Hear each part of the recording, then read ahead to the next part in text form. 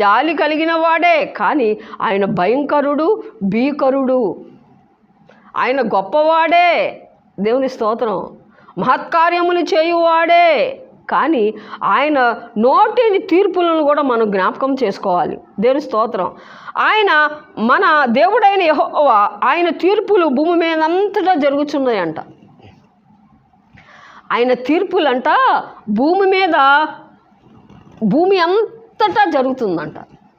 దేవుని స్తోత్రం. నాకెవరు న్యాయం తీరుస్తారు, ఎవరు నా మొర వింటారు, ఎవరు నాకు న్యాయం తీరుస్తారు అని దిగులు పడకు నా సహోదరి, నా సహోదరుడా.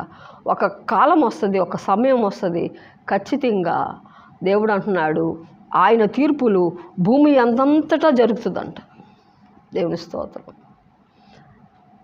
మనం కాకపోతే కొంచెం వెయిట్ చేయాలి. దేవుని స్తోత్రం.